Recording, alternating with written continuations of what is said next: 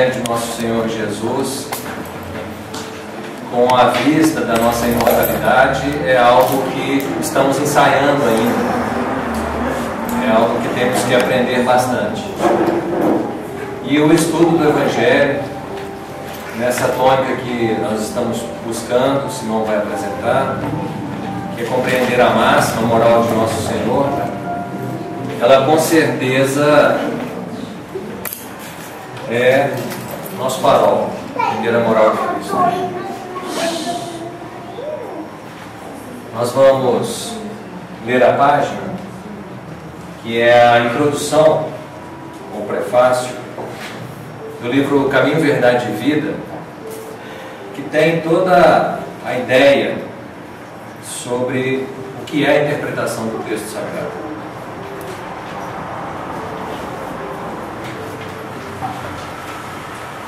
Sabendo primeiramente isto, que nenhuma profecia da Escritura é de particular interpretação. Segunda carta de Pedro, capítulo 1, versículo 20. Jesus é o caminho, a verdade e a vida. Sua luz imperecível brilha sobre os milênios terrestres como o verbo do princípio, penetrando o mundo há quase 20 séculos. Lutas sanguinárias, guerras de extermínio, calamidades sociais não lhe modificaram um tio nas palavras que se atualizam cada vez mais com a evolução multiforme da Terra. Tempestades de sangue e lágrimas nada mais fizeram que avivar-lhes a grandeza. Entretanto, sempre tardios no aproveitamento das oportunidades preciosas, muitas vezes, no curso das existências renovadas, temos desprezado o caminho, indiferente ante aos patrimônios da verdade e da vida. O Senhor, contudo, nunca nos deixou desamparados. Cada dia reforma os títulos de tolerância para com as nossas dívidas. Todavia, é de nosso próprio interesse levantar o padrão da vontade, estabelecer disciplinas para uso pessoal, reeducar a nós mesmos ao contato do Mestre Divino. Ele é um amigo generoso, mas tantas vezes lhe olvidamos o conselho que somos suscetíveis de atingir obscuras zonas de adiamento indefinível de nossa iluminação interior para a vida eterna. No propósito de valorizar o ensejo de serviço, organizamos esse humilde trabalho interpretativo, sem qualquer pretensão a exegese. Concatenamos apenas modesto conjunto de páginas soltas, destinado a meditações comuns. Muitos amigos estranhar-nos-ão talvez a atitude, isolando versículos e conferindo-lhes cor independente do capítulo evangélico a que pertencem. Em certas passagens, extraímos daí somente frases pequeninas, proporcionando-lhes fisionomia especial e, em determinadas circunstâncias, as nossas considerações desvaliosas parecem contrariar as disposições do capítulo em que se inspiram. Assim procedemos, porém, ponderando que, num colar de pérolas, cada qual tem valor específico e que no imenso conjunto de ensinamentos da Boa Nova, cada conceito do Cristo ou de seus colaboradores diretos adapta-se a determinada situação do Espírito nas estradas da vida. A lição do Mestre, além disso, não constitui tão somente um impositivo para os mistérios da adoração. O Evangelho não se reduz a breviário para o genuflexório. É roteiro, imprescindível para a legislação e administração, para o serviço e para a obediência. O Cristo não estabelece linhas divisórias entre o templo e a oficina. Toda a terra é seu altar de adoração e seu campo de trabalho ao mesmo tempo. Por louvá-lo nas igrejas e menoscabá-lo nas ruas, é que temos naufragado 1000 vezes por nossa própria culpa. Todos os lugares, portanto, podem ser consagrados ao serviço divino. Muitos discípulos, nas várias escolas cristãs, entregaram-se a perquisições teológicas, transformando os ensinos do Senhor em relíquia morta dos altares de pedra.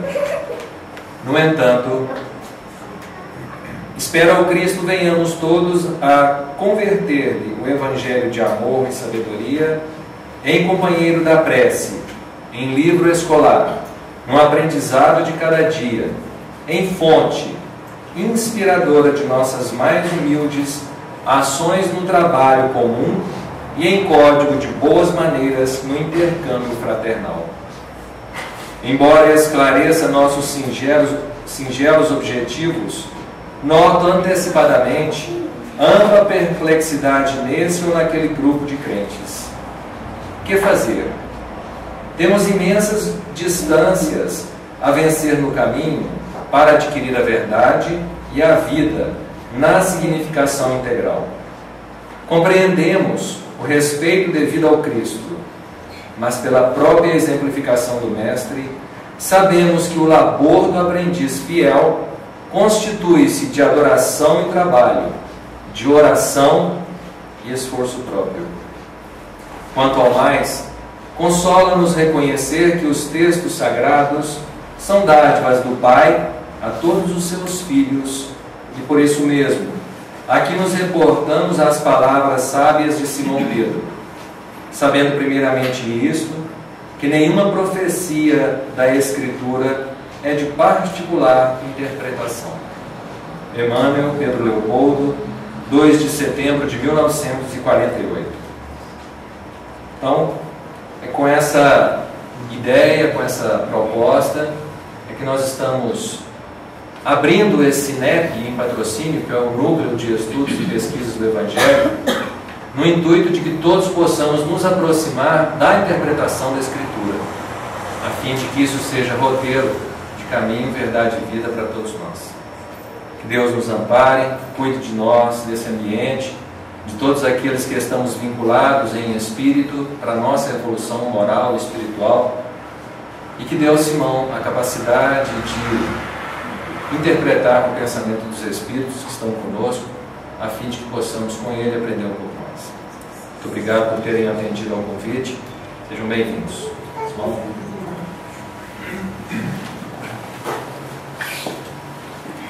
Boa tarde. Nós vamos conversar um pouco, até por volta das 8 horas, se vocês ainda estiverem aqui, né? Sobre essa proposta de trabalho que foi sugerida pelo Departamento de Assuntos Doutrinários, do Léo, e já há mais tempo, né? Só que não havia ainda uma forma de se fazer, questão maior de data, até que chegamos a um termo cronológico e achamos os sábados, já que a casa tem atividades todos os dias, né? De segunda a sexta, de domingo a sexta tem atividade. Então não estava sobrando um tempo nos horários que a casa tem e também os próprios trabalhadores, para que pudéssemos reservar um dia para isso. Então chegamos à ideia do sábado e uma vez por mês nós vamos dar sequência a esse trabalho.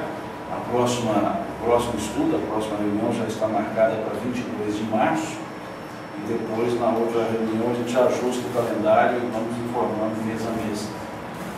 E a ideia do estudo é ler um pouco mais sobre, ou melhor, os evangelhos.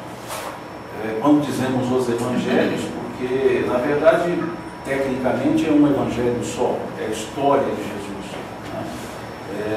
Seria o evangelho dos apóstolos, mas na forma didática apresentada nós temos 4 evangelistas que escreveram, Então, nós falamos evangelhos no sentido mais plural. E aí a ideia é estudar a temática dos evangelhos, estudar os temas dos evangelhos, e a partir da visão apresentada pelos evangelistas.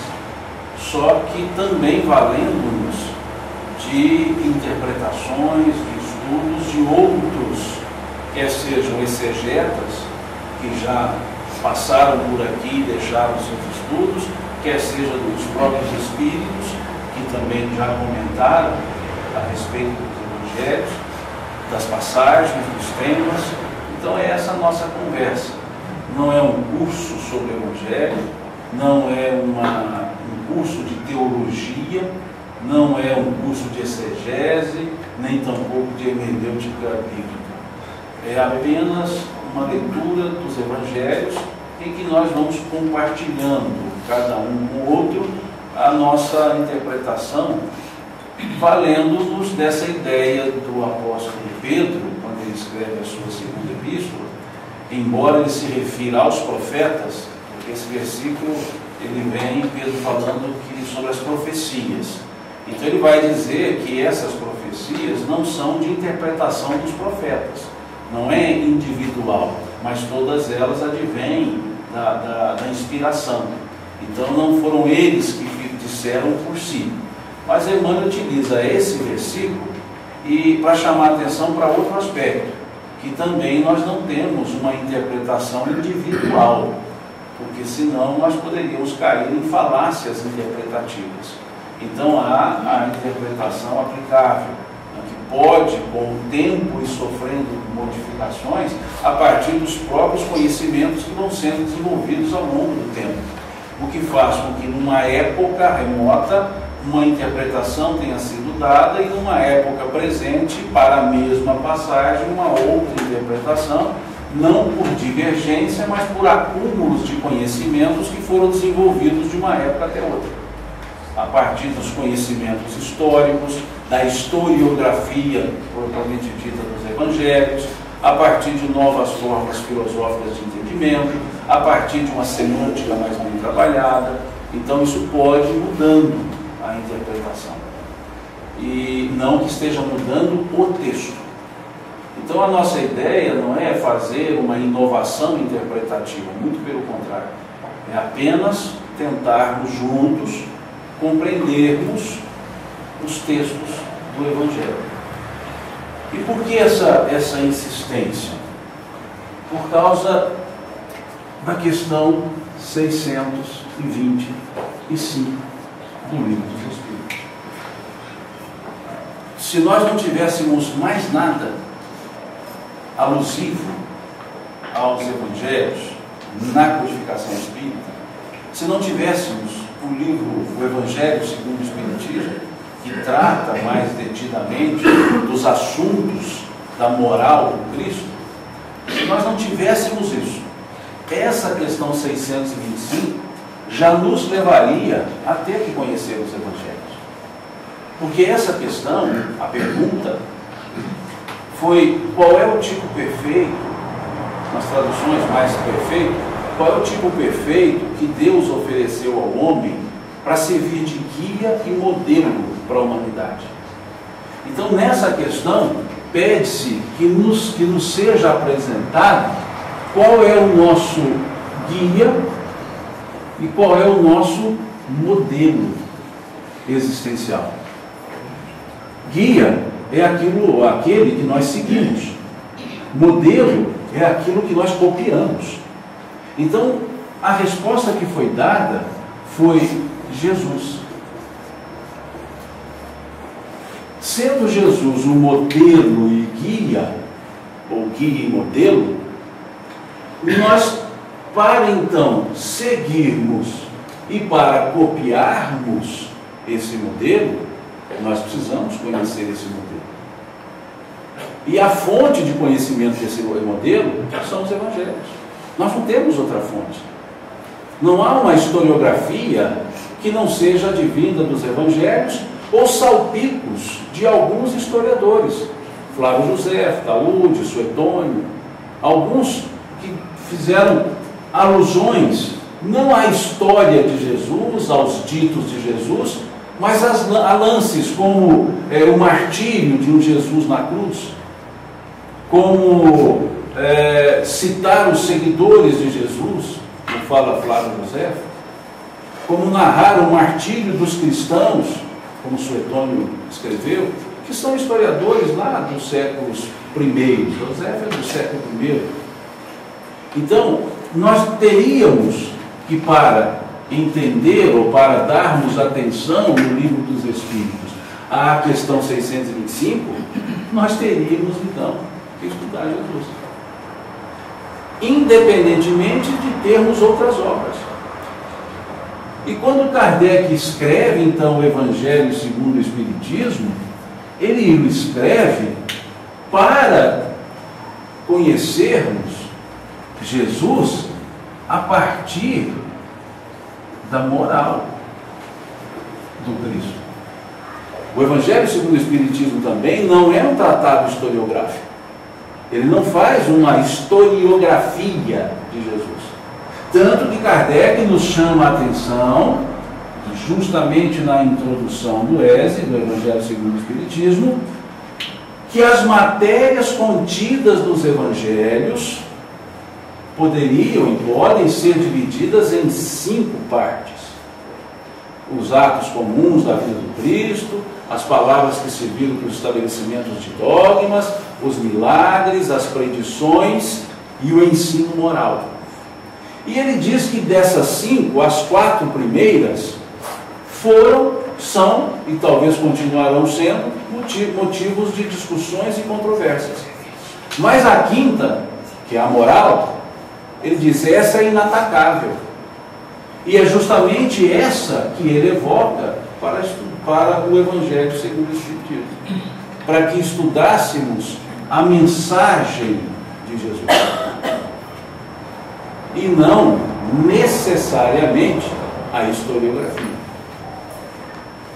Mas logo na introdução, melhor dizendo, ainda na introdução, ele escreve sobre elementos historiográficos, principalmente elementos sociológicos, antropológicos, quando ele vai mostrar mais ou menos a sociedade da época do Cristo, as divisões dessa sociedade, dos fariseus, dos saduceus, dos zelotes. Ele vai trabalhar, dos nazireus, ele vai trabalhar mostrando esse elemento na fase introdutória do livro. Ele fala de doutrinas, depois ele vem para os ensinos de Jesus.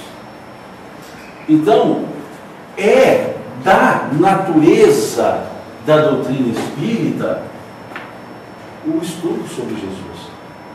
Não é uma concessão, como alguns espíritas até dizem, que o Evangelho segundo o Espiritismo, que o aspecto religioso, moral, foi uma concessão de Kardec para os religiosos. Não é. Porque a questão fundamental não é o fato da escrita do Evangelho, é o fato dos Espíritos terem dado uma resposta direta, objetiva, a uma pergunta fundamental. O tipo perfeito que Deus ofereceu ao homem para servir de guia e modelo para a humanidade. E eles disseram, Jesus. Então, como seguir um modelo, como termos como guia a Jesus, se nós não nos colocamos para estudar e para entender a sua mensagem? Então, por isso, talvez demoradamente, nós precisamos ir às fontes. E as fontes que nós temos são os Evangelhos. Eu digo demoradamente porque só recentemente, essa situação, essa forma de buscar os Evangelhos tornou-se, eu diria, comum no meio do movimento espírita. Até certo tempo eram algumas obras que versavam sobre os Evangelhos. O Léo leu aqui de certa forma, um prefácio, mas já é o primeiro tópico do livro Caminho, Verdade e Vida, Emmanuel explicando por que ele estava começando a tratar dos evangelhos. Ele foi explicar que ele trabalharia com versículos, ou com partes dos versículos, algumas frases, outras até incompletas, porque ele queria trabalhar apenas com o verbo da frase, com o pronome da frase.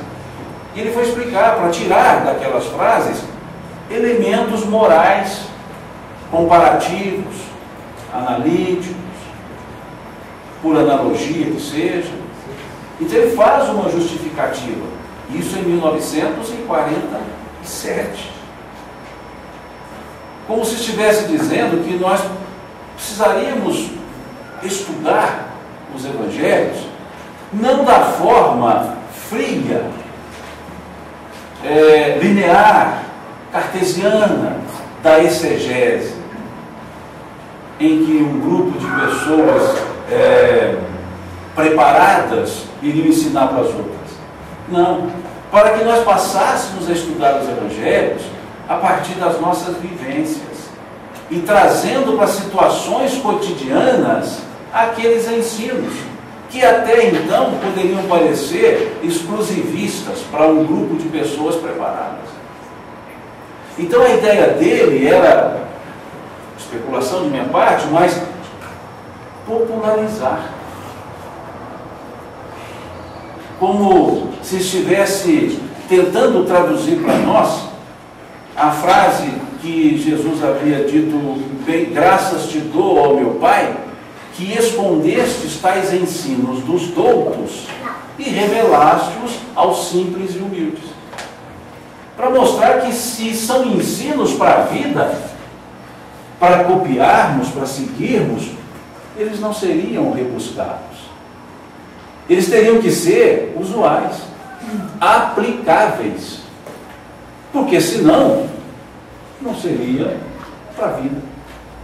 E é isso que ele faz nessa sua sequência de estudos, Caminho, Verdade e Vida, até Palavras de Vida Eterna, trabalhando versículos, algumas vezes colocando os mesmos versículos em livros diferentes, ou até capítulos diferentes no mesmo livro, mas abordando de forma diferente.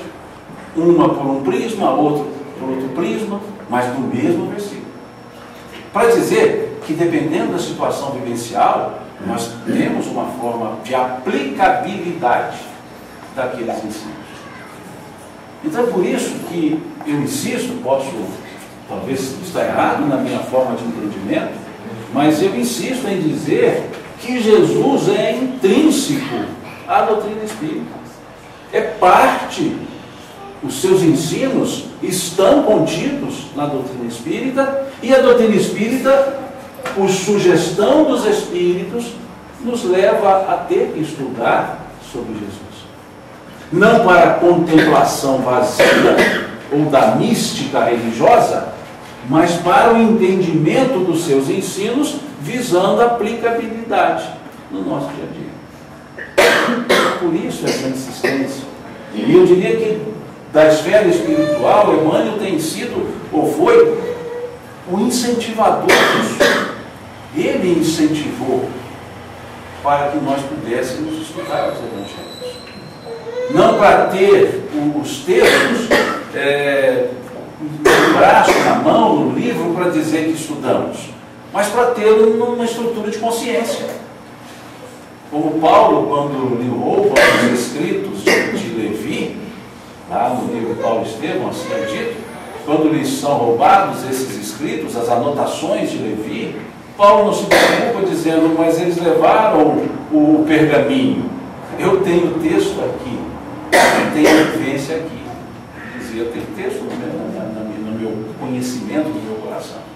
Então isso aqui é mais do que o pergaminho que foi levado. Então a ideia é essa, quando Emmanuel trabalha, ou sugere, ou incentiva o estudo do Evangelho, com letra maiúscula, dessa boa notícia, dessa boa nova, desse bem anunciar, que seria o Evangelion, o Evangelho.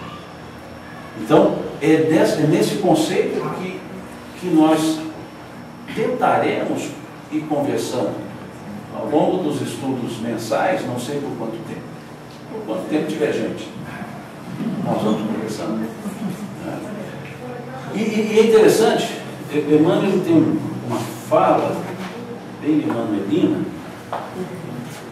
e ele escreve sobre o Velho e o Novo Testamento e diz assim: entre o Velho e o Novo Testamento encontram-se diferenças profundas e singulares, que se revelam muitas vezes como fortes contrastes ao espírito observador, ansioso pelas equações imediatas da experiência religiosa. Se nós parássemos nesse parágrafo, diríamos que Emmanuel está deixando claro que há uma situação de completa diferença entre o Velho e o Novo Testamento, ou Testamentos. Mas quando continuamos a leitura, nós vamos ver a forma emanuelina. O que ele chama de diferença são as convergências. O que ele chama de diferença são os pontos que a exegese vai dizer diferente, como diferente, e Emmanuel vai dizer como complementares, mostrando que não há uma separação. Veja o que ele escreve: o Velho Testamento é a revelação da lei, o Novo é a revelação do amor. Isso não é diferença, isso é complemento. O primeiro, o Testamento, consubstancia as elevadas experiências dos homens de Deus, que procuravam a visão verdadeira do Pai e de sua casa, de infinitas maravilhas. O segundo representa a mensagem de Deus a todos os que buscam o caminho do mundo. Então veja, o primeiro era a experiência em que os homens buscavam a visão de Deus, e o segundo seria a resposta de Deus, a mensagem, ele diz. Com o primeiro testamento, o homem bateu à porta da moradia paternal, perseguido pelas aflições que lhe flagelavam a alma, atribulado com os problemas torturantes da vida. O Evangelho é a porta que se abriu. Bateu-se no primeiro testamento. A porta se abre no segundo. Veja, o Evangelho é a porta que se abriu. No Velho, aliás, para os filhos amorosos fossem recebidos. No Velho Testamento, a estrada é longa, e vezes se encontra as criaturas humanas desfaleceram entre o sofrimento e as perplexidades. No Novo, é a estrela da manhã espiritual, resplandecendo de amor infinito no céu de uma nova compreensão. No primeiro, é o esforço humano. O Evangelho é a resposta divina. A Bíblia reúne o trabalho santificador e a coroa da alegria. O profeta é o operário, Jesus é o salário na revelação maior. Veja o estilo evangélico. Eis porque, com o Cristo, se estabeleceu o caminho depois da procura torturante. E é por esse caminho que a alma do homem se libertará da Babilônia do mal, que sempre lançou o incêndio no mundo em todos os tempos. A Bíblia, desse modo, é o divino encontro dos filhos da terra com seu Pai. Suas imagens são profundas, de suas palavras nenhuma só se perderá. Um dia, no cimo do monte da redenção, os homens entregar-se-ão de braços abertos ao seu Salvador e a seu Mestre. Então, nessa hora sublime, resplanderá para todas as consciências da terra a palavra de Deus. Então, o que ele mostra não são elementos dicotômicos, contrastes entre um e outro. O que nos leva a entender que estudar os evangelhos nos leva também a ter que conhecer elementos velho-testamentários. Temos que fazer algumas incursões, porque Jesus, ele sempre, quase sempre, valia-se de citações do Velho Testamento, até para trazer situações do presente, quando ele não citava o Velho Testamento, mas no dizer mostrava que ele estava se referindo às situações do Velho Testamento. Por exemplo, quando Pedro chega para Jesus e diz assim: Senhor, até quantas vezes devo perdoar o meu irmão que peca contra mim? Até 7 vezes? E ele diz: não te digo até 7 vezes, mas 70 vezes 7 vezes perdoará teu irmão. Esses 70 vezes 7 vezes não é um número arbitrado. Jesus mostra nessa resposta que ele conhecia a história do Gênesis. Porque lá no Gênesis há a história de Lameque. E Lameque era, na parábola, um descendente de Caim. E Lameque matou o seu irmão, tal qual Caim. E Caim, diz Lameque, foi punido 7 vezes. E Lameque diz: eu, Lameque, serei punido 70 vezes 7 vezes. Ou seja, eu tenho que ser mais do que Caim, porque ele cometeu um erro, eu cometi o mesmo dele, sabendo do erro dele. Então, se ele é 7, eu sou 70 vezes 7, pior do que ele. Então, 70 vezes 7 vezes era o cume da punição. Jesus diz 70 vezes 7 vezes o cume do perdão. Para mostrar justamente que lá, se lá se colocou que 70 vezes 7 é a punição, 70 vezes 7 é o perdão. Precisa de algum estudo cabalístico para usar os 70? Não, basta conhecer o Velho Testamento. E mostra que Jesus transitava facilmente com essas coisas. Sem precisar citar. Não, Pedro, Lameque, não te digo até 7 vezes, mas 70 vezes 7 vezes. Então, não é necessariamente um estudo do Evangelho ler os textos. Nós precisamos fazer incursões. Algumas vezes há outras estruturas. Por isso Emmanuel vai trabalhar com os dois. Tá certo? O Velho Testamento é mais historiográfico, uma história dos heróis, é quase uma epopeia para o povo judeu. Mas tem os elementos sapienciais da estrutura, os livros históricos, os livros de leis, até mesmo para ver a evolução dos costumes daquelas leis lá do Velho Testamento. Temos lá os profetas, Jeremias, que falava do nascimento de Jesus, Isaías, Daniel, que serviu de muito elemento, que deu muitos elementos para que Mateus escrevesse os seus evangelhos. Porque vez outra ele cita situações que nos lembra o profeta Daniel. Então, é esse processo, mas não místico religioso, mas moral, tentando buscar o ensinamento. E André Luiz, ele diz: o Espiritismo não deve fugir a toda espécie de considerações sérias. Contudo, creio que a doutrina é um conjunto de verdades sublimes que se dirigem de preferência ao coração humano. É impossível auscultar-lhe a grandeza divina com a nossa imperfeita faculdade de observação, ou recolher-lhe as águas puras com o vaso sujo dos nossos raciocínios viciados nos erros de muitos milênios. Ao demais, temos aprendido que a revelação de ordem divina não é trabalho mecânico em leis de menor esforço.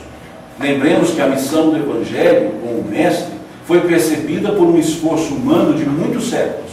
Antes de morrerem os cristãos nos círculos do martírio, quantos precursores de Jesus foram sacrificados? Primeiramente, devemos construir o receptáculo. Em seguida, alcançaremos a bênção. A Bíblia, livro dos cristãos, é o encontro da experiência humana, cheia de suor e lágrimas, consubstanciada no Velho Testamento, com resposta celestial, sublime e pura, no Evangelho do Senhor Jesus Cristo. Veja que André Luiz também, tal qual Emmanuel, trabalha com a mesma ideia. Não para se ter um livro de mística, mas para buscar elementos morais. Não é a contemplação, mas é a atitude séria de estudar. Nós não teremos um material para estudo. Isso aqui é uma apostila já antiguinha que eu tenho lá, derivada lá do grupo Emmanuel. Já está assim antiga, ela está clarinha sempre, eu tirei xerox. Então, se alguém se interessar, posso deixar, tirar xerox. Aqui vai falar sobre, resumidamente, os componentes do livro da Bíblia, o que é cada livro, o que em tese, resumidamente, o livro trata, né, o número dos evangelhos, cita algumas situações de estudos. Então esse é interessante, se alguém quiser, né, a gente pode disponibilizar e tirar cópia, né?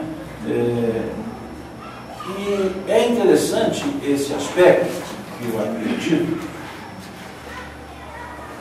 porque muitas vezes discute-se qual é o evangelista fundamental que nós devemos seguir. Não, nós temos que ler Mateus. Não, o ideal é ler Lucas. Não, o evangelho mais completo, historiográfico, é esse de Lucas, então não vale a pena ler Marcos. Não, mas João é um evangelho mais poético, então nós temos que ler esse evangelho. Os evangelhos eles não se dissociam. Tá certo, há diferenças entre eles e há semelhanças entre eles. Há fatos que, se nós puséssemos num quadro, os três principalmente, nós teríamos uma sequência, eles trabalham as mesmas coisas. Mas veremos também que há diferenças. Eu não diria divergências, mas diferenças. E esse é um ponto que faz parte daqueles atos comuns que os espíritos que Kardec sugere, o Evangelho segundo o Espiritismo, na introdução, porque eles são passíveis de interpretações. Quando se pergunta, por exemplo, qual foi o primeiro evangelho escrito? Para ser sincero, o primeiro ou o segundo não vai fazer diferença, porque estão escritos, o que faz diferença é o que está escrito. Mas se formos nos deter nisso, nós podemos estudar isso, só que não teremos consenso. Ficaremos numa ideia de a maioria entende assim, uma minoria não entende assim, ou parte entende assado. Por exemplo, qual evangelho teria sido escrito primeiro? A exegese moderna, ela trabalha como se fosse Marcos. Marcos, pela sua concisão, por não tratar de assuntos que levassem a entender sobre a destruição do templo nos anos 70, já que os outros devem entender, então ele teria sido escrito antes. Teria sido um evangelho primeiro, né? Mas não é consenso. Porque há os que entendem que o evangelho de Mateus teria sido o primeiro. Justamente por ser completo, cronológico, mais completo, melhor, com mais informações, porque não tem mais completo, ou é completo ou não é completo, com mais informações, com uma cronologia mais ajustada. E mesmo no passado, Clemente de Alexandria, Pápias, que foram escritores do segundo século, Pápias escreve lá nos 130 anos, 130, que é trazido os seus escritos por Eusébio de Cesareia. Ele trabalha com a ideia que Marcos seria o evangelista primeiro. Mas contemporâneo a ele, Clemente já trabalhava com a ideia que Mateus era o primeiro. Veja, desde lá de trás. E isso resolve o conteúdo? Não. Mas pode-se fazer grandes estudos, longos estudos sobre isso. E há ainda a ideia que não o evangelho de Mateus teria sido o primeiro, mas as anotações de Levi, dita por esses estudiosos, que o Mateus original, que eles chamam de proto-Mateus, o primitivo Mateus, é um texto em aramaico ou hebraico, em tese aramaico, que serviu de base para o texto grego, que é o Mateus que nós lemos. Então poderia esse Mateus não ser o primeiro, mas Mateus ter sido o primeiro. As anotações sobre isso, que são os próprios, a gente chama proto-evangelho, né? Aquele primitivo. Então, vejam, esses são elementos que consomem boa parte da introdução do Novo Testamento, nessa Bíblia de Jerusalém, que é uma das que eu reputo de boa tradução, de segura tradução, para tentar mostrar isso. E por que eles fazem isso? Por que essa preocupação? Porque os três primeiros evangelistas, eles são chamados de evangelhos sinóticos, quer dizer, semelhantes, Porque os três têm uma natureza muito próxima, diferentemente do Evangelho de João, que não é cronológico, não é factual. Os outros três são factuais, são fatos, são passagens, com preocupações de provar que Jesus era o Messias, como Mateus assim tentava fazer, que constantemente ele buscava elementos do Velho Testamento que previam que o Messias faria, e ele diz que Jesus está fazendo, justamente comprovando aquele aspecto messiânico. Então ele tem essa preocupação, escrever para o judeu. Marcos, uma outra preocupação, mas menos direcionada a provar que era Messias, mas para trabalhar com a fixação da presença de Jesus. E Lucas faz isso também de forma mais profunda. Marcos não conheceu Jesus. Diz Papias que antes que Marcos escrevesse, primeiro Pedro falou, ou seja, eram os discursos de Pedro que Marcos copiava, a pedido também até de Pedro, porque não era a preocupação de Pedro escrever. E Marcos, como seguidor, sobrinho de Barnabé, ele escrevia, ele não conheceu. Lucas também não conheceu, ele escrevia a partir de que Paulo falava para ele, e ele pesquisava algumas vezes, já que era uma pessoa mais culta, dominava melhor a escrita, a linguagem, teria conversas com a própria Maria para que ela também passasse as suas informações, e ele faz um evangelho mais robusto, maior, mais detalhado. Mateus teria sido, em tese, Levi, então acompanhou os atos de Jesus. E João também conheceu Jesus, mas não estava preocupado em contar fatos cronológicos, mas em mostrar os ensinamentos. Por isso ele não entra nos evangelhos sinóticos. E houve alguma preocupação dos Espíritos também nesse assunto?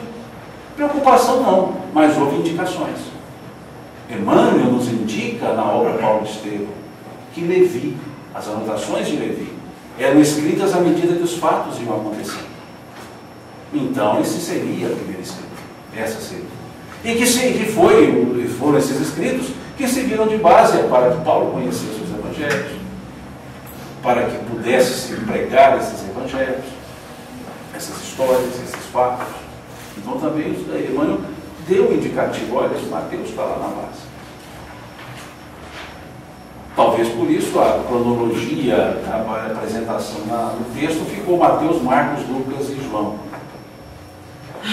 As divergências entre eles, as diferenças entre eles, que para alguns são divergências, eu creio que não, mas as diferenças entre eles tentou-se explicar por uma teoria, por um princípio chamado princípio das duas fontes, em que Marcos teria buscado o seu evangelho em uma fonte, que eles chamam a fonte Q, e os outros dois em outra fonte.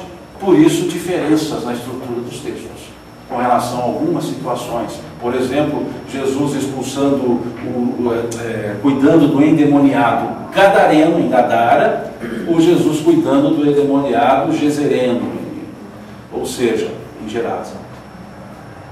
Como se fossem duas coisas distintas. E as histórias são muito semelhantes. A fonte talvez tenha sido diferente. Mas isso não invalida o texto. O que isso pode nos dizer? Que talvez para compreender um fato, nós tenhamos que ler mais do evangelista.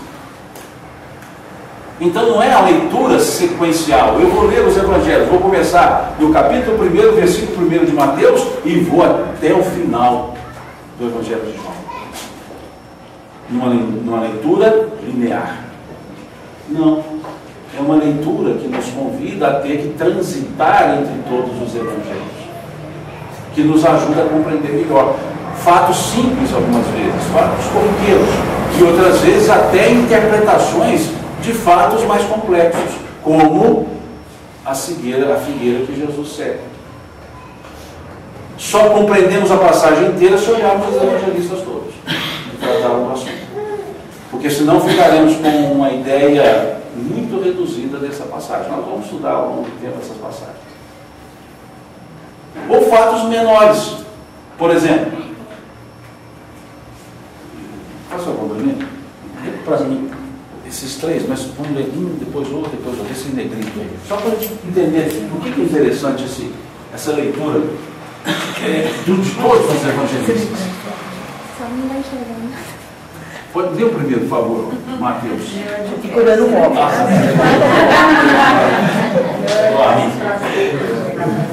Vamos ver qual que vai dar, senão. Desculpa. Aqui, ó, pronto. Mateus. E Jesus, passando adiante dali, viu assentado na alfândega um homem, chamado Mateus, e disse-lhe: segue-me. E ele, levantando-se, o seguiu. Veja. Mateus 9, capítulo 9, versículo 9. Esse é Mateus falando que Jesus encontrou Mateus. E passando por ali, viu um homem chamado Mateus. Falou mais alguma coisa além só disso? Não falou onde era, só isso. Como é que Marcos fala dessa mesma passagem? E passando, viu Levi, filho de Alfeu, sentado na alfândega, e disse: segue. Levantando-se, o seguiu. Marcos, capítulo 2, versículo 14.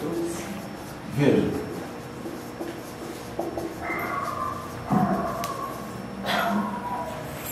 Veja, Mateus diz que Jesus viu Mateus sentado.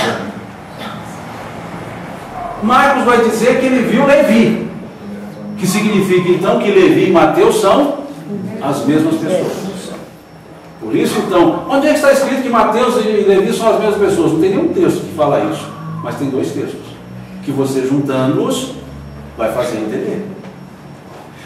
Mas ele diz que Levi era filho de Alfeu. E nós temos um outro apóstolo que era filho de Alfeu, Tiago, filho de Alfeu, e Tiago, filho de Zebedeu. Então mostra que nós temos um Mateus que estava ali meio num processo assim de familiaridade com outros apóstolos. Pode ser outro Alfeu? Pode ser o Alfeu da esquina, o Alfeu da outra rua? Pode, mas tem uma situação que já mostra. E fala que o Levi, que é Mateus, estava sentado na alfândega. Então, Mateus diz que passando por ali, mas não falou onde era. E aí Marcos diz que esse ali era lá na alfândega. E veja o que fala Lucas. E depois disso, saiu e viu um publicano, chamado Levi, assentado na recebedoria, e disse: segue-me. Lucas, capítulo 5, versículos 27 a 28. Agora dá para dizer que ele estava sentado na alfândega cobrando impostos, porque ele diz que ele era um publicano, e publicano era cobrador de impostos. Então quando você diz, olha, Levi, que chamava-se também Mateus, era cobrador de impostos, você não tirou isso de um evangelista, você precisou de 3 para entender só isso. Entenderam por que não se lê evangelhos de maneira linear? Vou ler Mateus de ponta a ponta, depois eu leio Lucas, leio Marcos, ou leio Marcos, leio Lucas, depois leio João. Você precisa de transitar entre eles, até para você entender um fato. Fato simples. Esse aqui é simples. Só para dizer, olha, Levi era Mateus, que era filho de Alfeu, que era publicano, e na hora que Jesus chamou, ele estava trabalhando. Mateus, porque ele estava na alfândega, na cobradoria, cobrando impostos. E aí o ato de Mateus seguir Jesus toma um significado maior, ou seja, ele deixou o seu trabalho e foi seguir Jesus na hora. E levantando-se, seguiu, acabou. Perceberam então o que é, quando a gente fala uma leitura interpretativa, comparativa? É justamente isso. Não existe o melhor evangelista. Não existe qual é o melhor texto. Tem textos que estão exclusivamente aqui. Tem textos que estão aqui. E não estão em outros, exclusivamente. E tem textos que estão em todos e você pode trabalhar com todos e você vai ver que há um complemento. Tem uma ideia, gente? Léo? A variação da narrativa pode compreender que um tenha sido popular ou outros só para conhecimento? Pode. Em tese, Marcos e Lucas foram para conhecimento. Por quê? Esses aqui não conheceram a Jesus, então não poderiam estar presentes no ato. Esse aqui estava presente, como se referia a ele mesmo, então é coisa assim, deixa eu narrar isso rápido só para pular. E viu ali um homem chamado Mateus. Agora, aqui significa então que o fato foi sabido e Pedro depois, veja, Pedro conversa com Marcos. Olha, Levi lá era o Mateus lá, tal. Não, o Levi é filho de Alfeu também. O Levi é filho de Alfeu, o filho de Alfeu tá, pronto. Então, essa forma de desenvolvimento de escrita, esses escrevem, tudo isso aqui foi escrito depois, em tese, Emmanuel diz que as anotações de Levi, que podem ser o proto-Mateus, ou seja, o primitivo do que hoje é o Evangelho de Mateus, pode ser, não estamos dizendo pode ser, era escrito à medida que os fatos aconteciam. O que não permitia, em tese, a Mateus fazer interpretações, fazer alongamentos. Diferentemente de Lucas, que coloca algumas vezes interpretações. João nem mais ainda. João tem outra estrutura, ele faz até comentários próprios. Como vemos lá no capítulo 10 do Evangelho de João, quando narra a mulher lavando os pés de Jesus e secando com os cabelos e colocando lá o perfume, né? Uns o alabastro, os outros a mirra. E João diz, e Judas, que era o encarregado da bolsa, ou seja, o tesoureiro, o que leva a entender que tinham dinheiro para se manter, que buscavam isso, que era o tesoureiro, disse, mulher, você está dispensando perfume caro, vamos guardá-lo e vender e dar o dinheiro aos pobres. E aí João diz, Judas disse isso não porque tinha cuidado com os pobres, mas porque era ladrão. Está lá escrito no capítulo 10 do Evangelho de João. Se isso é uma interpolação, ou seja, lá no século seguinte, alguém foi lá e chateado e escreveu isso, não sei, mas está no texto de João. E não está entre colchetes, porque quando há ideias interpolativas, a regra da exegese é que se coloca entre colchetes. Para dizer, o texto está lá, mas não é comporte, aquela frase. Então fica entre colchetes.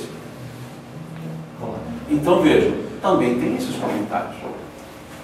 Então essa é uma ideia. Um outro ponto, na outra parte, acho que é na outra parte. Nós também precisamos, como eu disse, voltar nos evangelhos, sair dos evangelhos e ir ao Velho Testamento algumas vezes, para entender algumas frases de Jesus, como esse exemplo que eu dei lá dos 70 vezes 7, mas há outros. Por exemplo, leia primeiro para a primeira citação. E 9, como Moisés levantou a serpente no deserto, assim importa que o Filho do Homem seja levantado. João, capítulo 3, versículo 14. Veja, assim como Moisés levantou a serpente, o Filho do Homem deverá ser levantado. Então significa que para eu entender o que é levantar o Filho do Homem, eu vou ter que ir lá em Moisés. Vou ter que pegar a história lá em Moisés. Para eu saber o que Moisés fez. Para eu depois ver o que Jesus falou. Para eu fazer agora uma analogia. Porque Moisés não estava falando de Jesus. Então eu tenho que fazer uma analogia. Veja a segunda parte. E Moisés fez uma serpente de metal. Veja, fez uma serpente de metal, Moisés. Serpente de metal. E pô-la sobre uma haste. E colocou numa haste. E era que, mordendo alguma serpente a alguém, olhava para a serpente de metal e ficava vivo. Veja.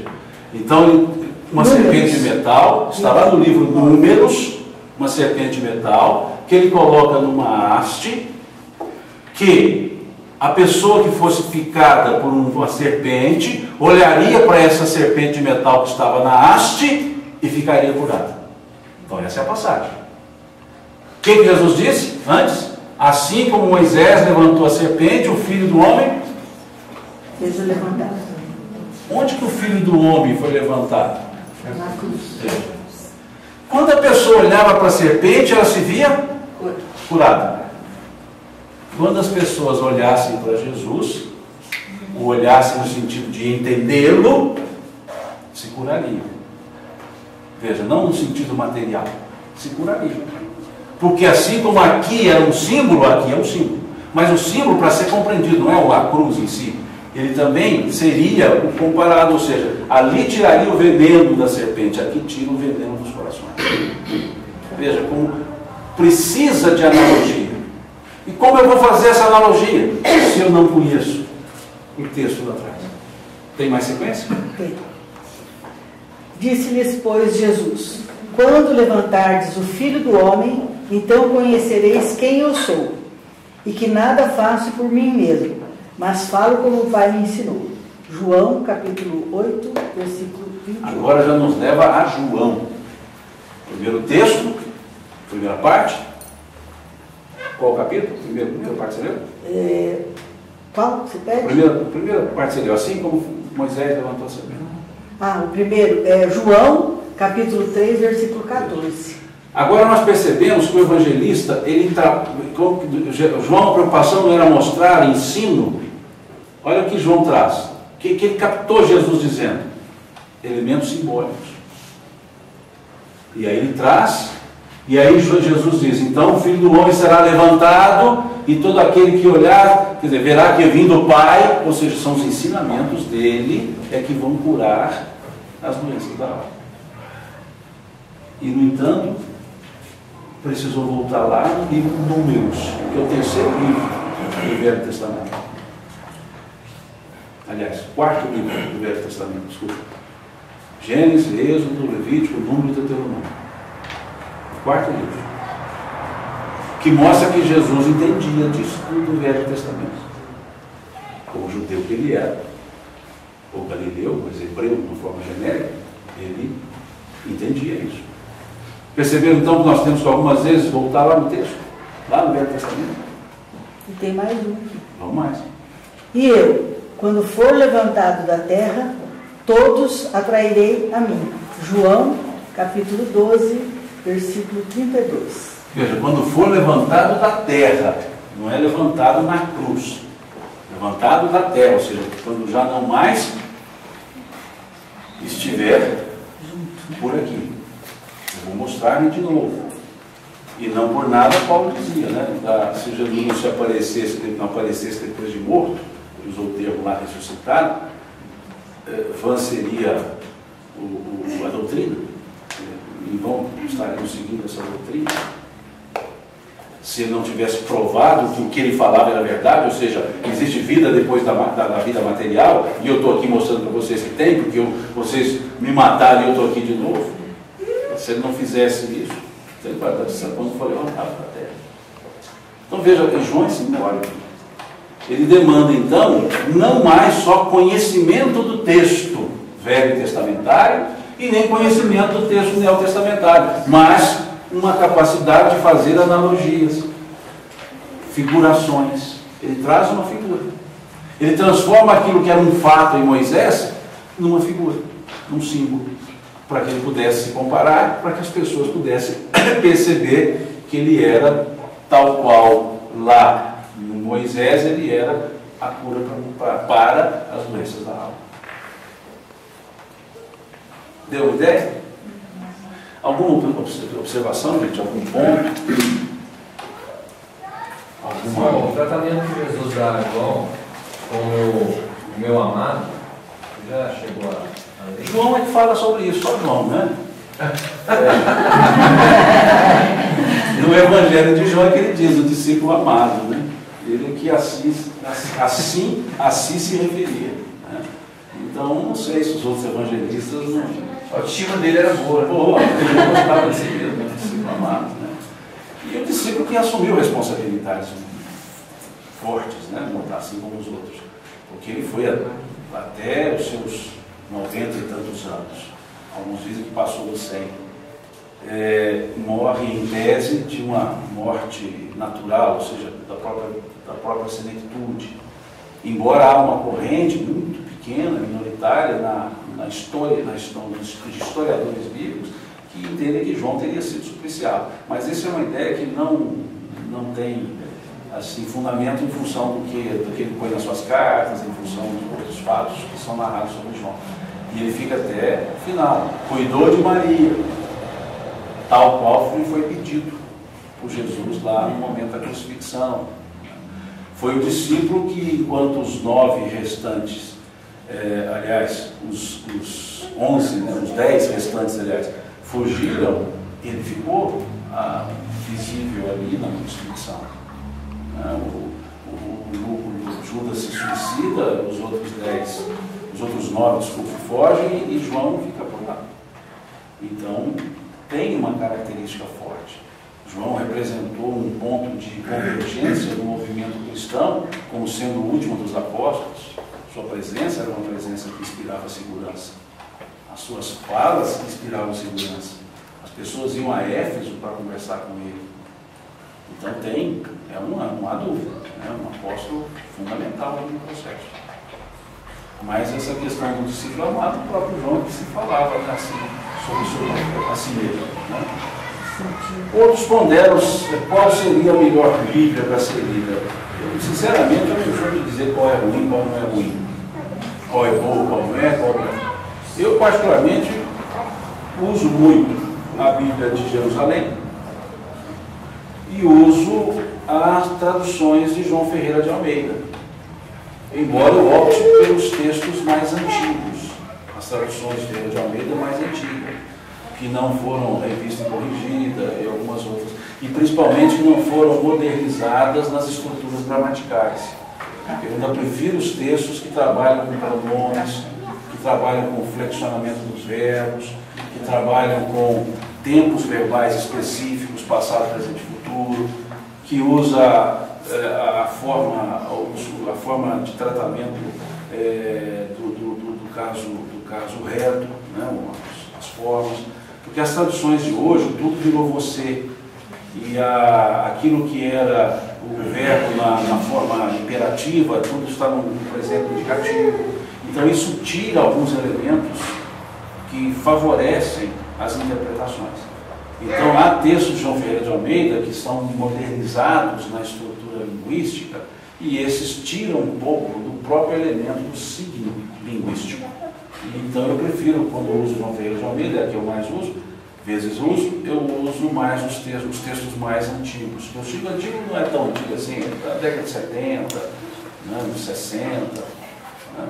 Então, assim, tem vários, tem a João Ferreira de Almeida anotada, Bíblias de Estudos de Almeida, Bíblias de Estudo de Genebra, que é o texto de Almeida, de Ferreira de Almeida. O que são as Bíblias de Estudo? São Bíblias que têm mais referências para as pessoas poderem fazer correlações, citam notas de rodapé, indicam outras passagens que têm a ver com aquela que você está lendo, e assim vai. Né?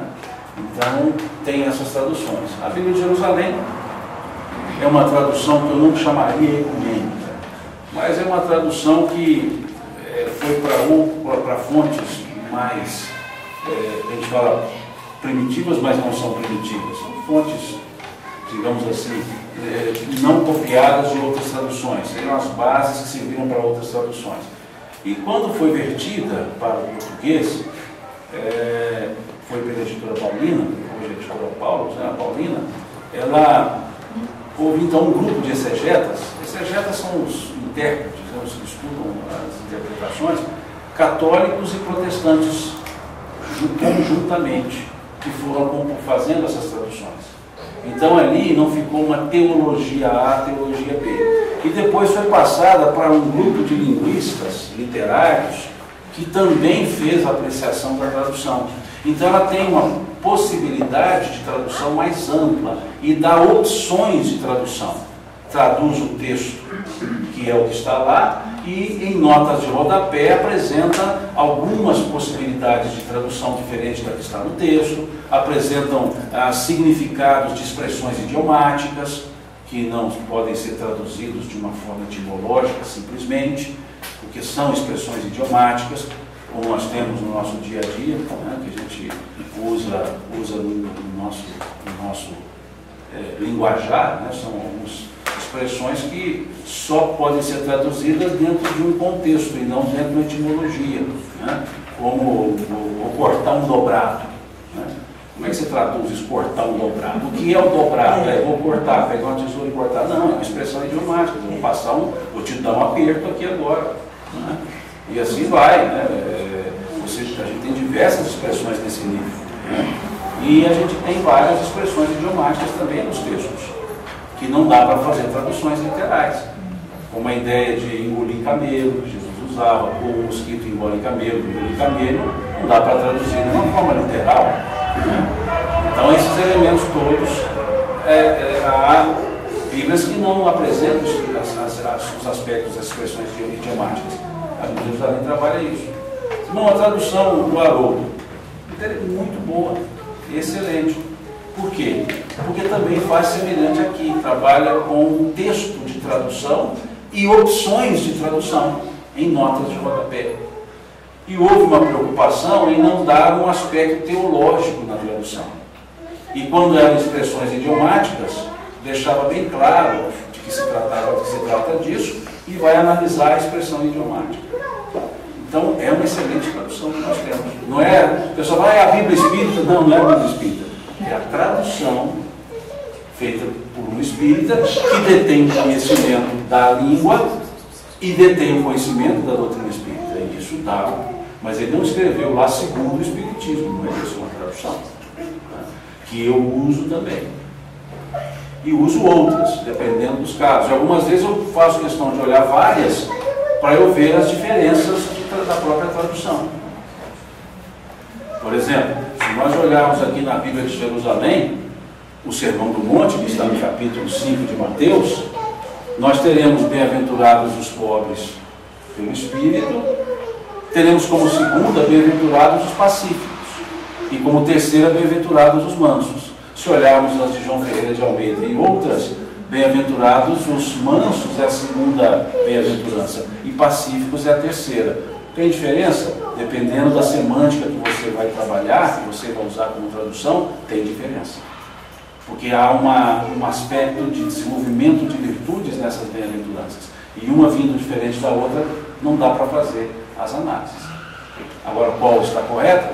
Nesse caso, eu opto por João Ferreira de Almeida, em função da forma interpretativa que damos a essas bem-aventuranças. Não quer dizer que esteja errado aqui na Bíblia de Jerusalém. Mas ela tem uma ordem diferente. Então, isso são as diferenças de tradução. O que faz de uma Bíblia melhor do que a outra? Não.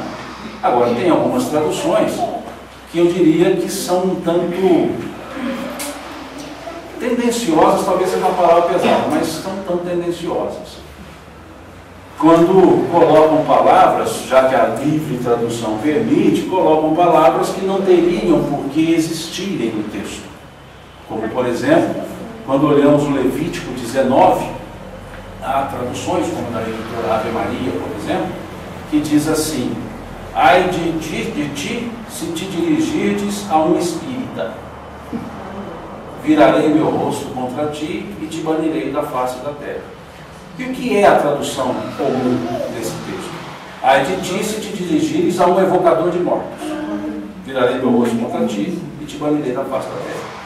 Mas aí as traduções disseram, principalmente essa da editora Ave Maria, ai de ti, se te dirigires a um espírita. Seria impossível essa palavra constar ali, ou mesmo como ideia, se ela foi só criada em 1857, quando ela apareceu na edição do Livro dos Espíritos. É um neologismo. Há outras traduções de outras editoras, entre elas uma do São Anselmo me presenteou, e eu fiquei feliz da vida, que eu falei assim, não, quer isso aqui? Eu falei, quero, né? Que é uma tradução usada pela Testemunhos de Jeová, e ele me passou, e eu agradeci, porque eu quero ter vários textos da medida possível. E lá está escrito: ai de ti, se te dirigires a um médium espírita. Ou seja, por isso ele passou. Já não é só. Já melhora um pouco, não é só médium. Ou seja, um médium espírita. Na próxima edição vai sair até o novo do cara. Pode Então veja, esse é o ponto que ele chama a atenção. São as interpolações. né? Mas que estão em umas traduções, em algumas editoras, outras não. Eu não quero usar tendencioso, mas não deixa de ser. É como se fosse de doutrinação. E aí ele explica por que alguns, lendo esse texto, abominam os espíritos.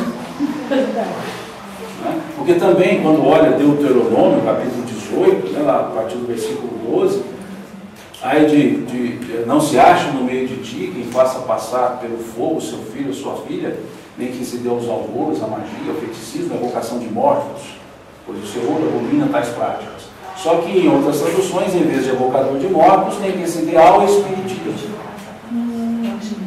Então, por que muitos dizem que o espiritismo é proibido na Bíblia? Por causa das traduções, da tendenciosidade que se coloca nessas traduções. E uma das editoras foi a editora Maria, editora católica. Não estou dizendo que é errado, não é isso. Né? Se olha, por exemplo, a editora Paulus, que também é católica, não tem essa mudança. A tradução da CNBB, que eu também acho uma boa tradução para a editora católica, também não tem isso. Mas a gente percebe. Então são interpolações? São. E depois está escrito lá que não se pode mudar um tio no texto sagrado. Mas como não mudaram se até isso fizeram? Isso está claro. Ah, mas isso aí é responsabilidade dos tradutores, não está no original. Perfeito. E justamente por isso é que nós estamos chamando a atenção para as traduções. E observar com mais cuidado as traduções. Então não é que estejam erradas, tem alguns pontos que de vez em quando a gente tem que tomar um pouco de cuidado na hora de fazer a leitura. E um outro ponto ainda, nessa fase introdutória da nossa conversa, desculpa esse momento nosso introdutório, mas eu acho importante que a gente converse esses tópicos para entender o que nós estamos estudando. Um livro muito bom para a gente acompanhar. O Cristianismo e o Espiritismo é da Lavra de Leon Denis, contemporâneo de Kardec, escreveu bastante depois de Kardec, é um dos grandes desenvolvedores do pensamento espírita. E aqui ele vai tratar alguns assuntos históricos.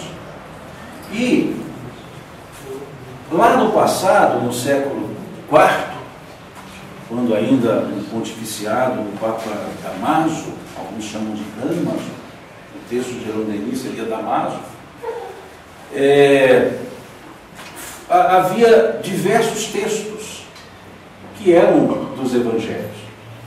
Aqui na introdução da Bíblia de Jerusalém, coloca-se mais de 2.000 textos, esparsos, pergaminhos, e todos eram evangélicos. Era um pedaço aqui, um pedaço ali. E consta que o Papa Damaso, o Damaso, teria pedido a Jerônimo, teólogo católico, conhecido pelos católicos hoje, por não católicos também como São Jerônimo, pediu a ele que se fizesse a escolha dos textos, para dizer que esses eram, de fato, textos válidos. E aí Jerônimo faz esse trabalho. E ele escreve, né, São Jerônimo, está lá no livro Obras de Jerônimo, de São Jerônimo, edição dos Beneditinos, de 1693, a edição, de uma coletânea de 1425. Eu não consegui ler no original, estou pegando o que Leon Denis colocou. Ele teria dito: de velha obra me obrigais a fazer obra nova. Quereis que de alguma sorte me coloque como árbitro entre os exemplares das Escrituras que estão dispersos por todo o mundo, e como diferem entre si, que eu distinga os que estão de acordo com o verdadeiro texto grego. É um piedoso trabalho, mas é também um perigoso arrojo da parte de quem deve ser por todos julgado, julgar ele mesmo os outros, querer mudar a língua de um velho e conduzir à infância o mundo já envelhecido. Qual de fato o sábio, mesmo ignorante, que desde que tiver nas mãos um exemplar novo, depois de o haver percorrido apenas uma vez, vendo que se acha em desacordo com o que estava habituado a ler, não se põe imediatamente a clamar que sou um sacrílego, um falsário, porque terei tido a audácia de acrescentar, substituir, corrigir alguma coisa nos antigos livros. Um duplo motivo me consola dessa acusação. O primeiro é que vós, que sois o soberano pontífice, me ordenais que o faça. O segundo é que a verdade não poderia existir em coisas que divergem mesmo quando tivessem elas por si a aprovação dos maus. E ele depois termina. Este curto prefácio tão somente se aplica aos 4 evangelhos, cuja ordem é a seguinte: Mateus, Marcos, Lucas e João. Depois de haver comparado certo número de exemplares gregos, mas dos antigos, que não se afastam muito da versão itálica, combinando-los de tal modo que, corrigindo unicamente o que nos parecia alterar o sentido, conservamos o resto tal qual estava. Obra de São Jerônimo, Beneditino e tal. Então, ele escreve a Vulgata, que é a primeira tradução latina, utilizada como base para as traduções católicas, que depois foi refeita em 1400 e pouco, logo depois do Concílio de Trento, foi refeita depois de 1600 e pouco, em 1500, foi refeita em 1400 e pouco, refeita depois do Concílio de Trento, 1546, por aí, depois de 1600 e pouco, mas é uma tradução. E ele é o que fez esse trabalho de dizer, olha, vamos deixar os 4 evangelhos. Mateus, Marcos, Lucas e João. Existiam outros? Os pergaminhos, sim, vários, muitos estão sendo até trazidos. Mas Jerônimo entendia que esses 4 guardavam mais retidão no texto, mais seriedade no texto. Por isso a ideia de segundo, Evangelho segundo Mateus, Evangelho segundo o estilo atribuído a Mateus, segundo o estilo atribuído a Marcos, porque era uma possibilidade. Então, por isso ficaram esses 4 evangelhos.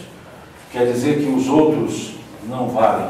Valem, mas em tese, por questões linguísticas, literárias e de estilo, eles têm uma diferença da estrutura desses 4.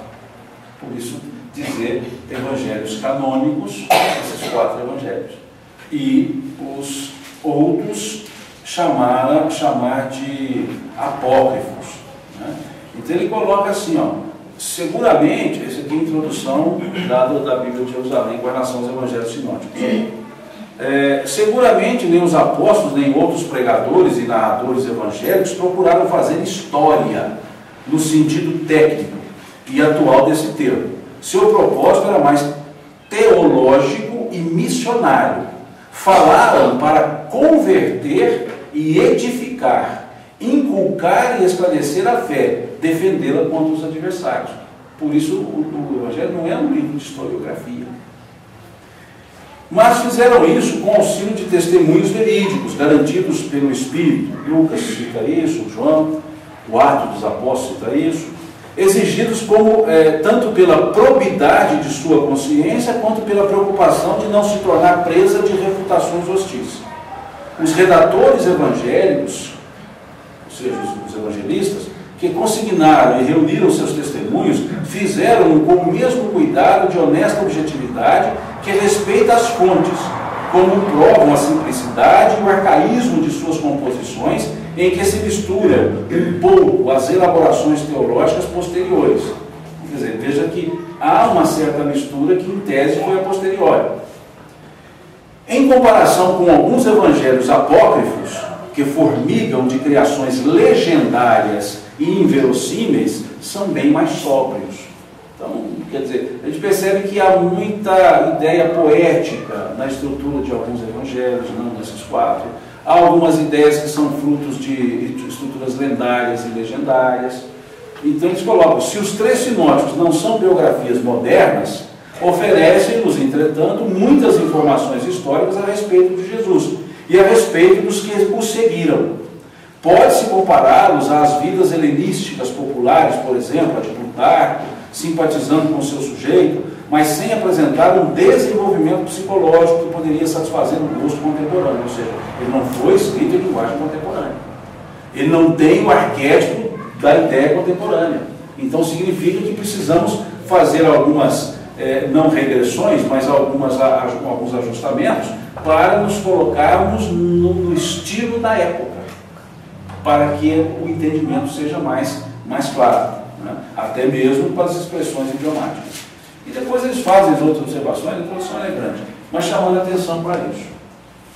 Uma proposta, que não é uma regra, mas uma proposta que nos foi trazida pela equipe que desenvolvia o estudo dos evangelhos, que aqui em Minas, em especial lá na turma do Grupo Emmanuel, eles passaram a chamar de Evangelho Miudinho, que é uma forma de estudos, que depois nós vamos conversar também ao longo dos encontros. Eles lançaram esse livro, Luz Envelhecida, em 98. Hoje o exemplar ele é maior, mas esse aqui é o primeira edição. É o Nório que me mandou com a dedicatória dele, que organizou isso aqui. E esse eu guardo com carinho. A gente tem um respeito pelo Honório, que ele é eu diria que é um dos poucos que de fato mergulharam nos estudos do Evangelho. Junto com outra equipe, o prefácio aqui do Sonal, que é outro do grupo que estudava, né? E assim como outros que estavam com eles. E aqui eles propõem uma proposta, fazem uma proposta para que nós trabalhemos ao estudar os Evangelhos com 4 perguntas. Quem, onde, quando e como. Ele nos propõe essas 4 perguntas para a leitura dos Evangelhos. O quem é a pessoa. Quem é que está sendo narrado ali? Não é quem narrou. Quais são as pessoas que fazem parte da narrativa? É Levi? Não. É Zaqueu? Não, é o cego de Betsaida? Por quê? O quem é para nós entendermos aquela pessoa, o que ela era, o que ela significava naquele contexto, o que aquela pessoa contribuiria com o fato para que ele pudesse ser registrado. Porque se o fato for registrado, há uma importância naquele fato. Então, qual pessoa era aquela? Quem era Zaqueu? Um cobrador de impostos, mas era semelhante a Levi? Então, ou seja, conhecer aquela pessoa. Quem era o endemoniado gadareno? Não tem nome, mas quem era? Qual o perfil desse? Quem era a mulher samaritana? Então, entender que é importante, não é gravar o nome, é gravar a pessoa. Que pessoa era aquela? Quem era Bartimeu? Filho de Timeu? Bartimeu, filho de Timeu? Quem era? Então esse é o quem. Então quando lemos os Evangelhos, perguntar quem são essas pessoas? Quem era Simão Barjonas, chamado depois por Pedro? Quem era André? Quem era João? Quem era Tiago? Quem era o outro Tiago? E assim vai. Então o quem? O onde? É o lugar, que é a pessoa. O onde é o lugar. Tem a ver, sim. Onde aconteceu esse fato? Aconteceu em Jericó. O que era Jericó? Que cidade era essa? Que característica ela tinha? Esse fato aconteceu em Jerusalém. Não, ele aconteceu em Cafarnaum. Não, ele aconteceu em Belém. Ou seja, o lugar. Porque muitas vezes a estrutura geográfica tem a ver na interpretação.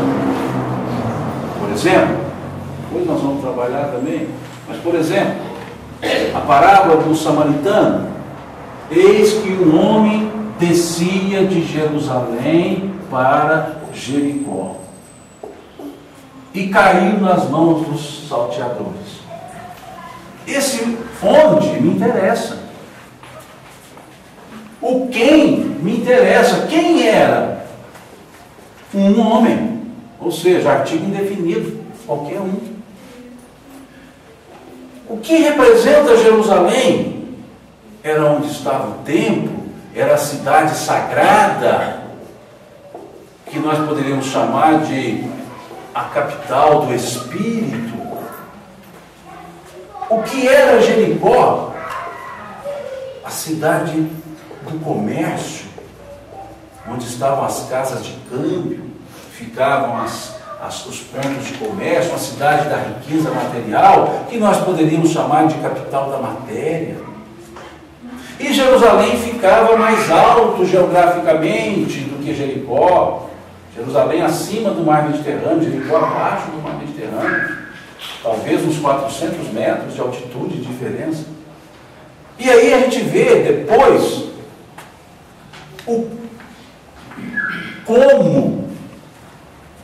O como é a circunstância. Que circunstância era ela? Como estava acontecendo isso? Esse homem estava descendo. Por que ele não estava subindo? Por que não diz eis que subia de Jericó para Jerusalém? Mas eis que descia de Jerusalém para Jericó. A descida significa uma queda, não é isso? Queda de onde? Dos valores espirituais para os valores materiais. Isso é interpretação, não é forçação de barra. Eis que o homem caía em valores. Por isso descia de Jerusalém para Jericó e não subia de Jericó para Jerusalém. Então, como isso estava acontecendo? Quem? Qualquer um de nós cai em valores espirituais e materiais. Por isso, um homem não tem nome. Mas quem mais quem estava aqui? Estava aqui ainda um sacerdote. Estava aqui ainda um levita. Estava aqui ainda um samaritano. Quem é um sacerdote? Quem é um levita? O homem do sagrado, o homem das leis, um homem abominável pelos judeus, porque os samaritanos não eram benquistos pelos judeus, porque quando da invasão eles se misturaram com os invasores persas e de tese misturaram os costumes. Então a Galileia guardou os costumes, a Judéia guardou os costumes e a Samaria ficava no meio das duas. E era tão abominável que para sair da Judéia para a Galileia o pessoal dava a volta, passava pelo Jordão, passava pelo outro lado para não passar em território dos samaritanos. E todos eram hebreus. Então Jesus colocou da religião, colocou das leis e das ordens do templo, ou das regras do templo, do cerimonial, outro que era abominável. Então quem aqui é interessante? Porque esse primeiro, diz o texto, e passando pelo mesmo caminho um sacerdote. O que é mesmo caminho? Qual que era o caminho? Queda. O que estava acontecendo esse homem? Também queda. Pelo mesmo caminho. Viu e passou de largo. Ou seja, está caindo também, não quer saber de mexer, não quer ajudar os outros. De igual modo um levita. O que é igual modo? Caindo também. Ou seja, esses entendidos aí deveriam estar tendo exemplos melhores.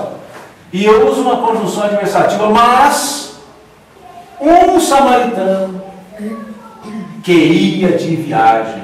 Veja, os outros aqui estavam tudo do mesmo jeito, não estava? Igual modo, do mesmo caminho. O samaritano foi dito que estava do mesmo jeito.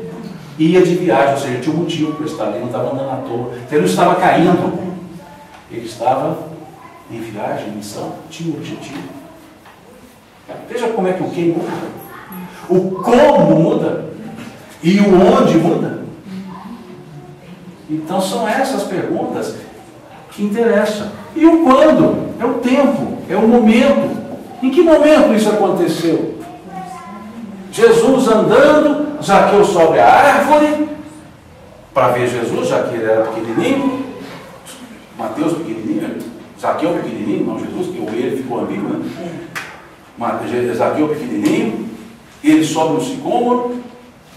Que interessa saber o que é sicômoro, porque tem relação simbólica, no meu caso.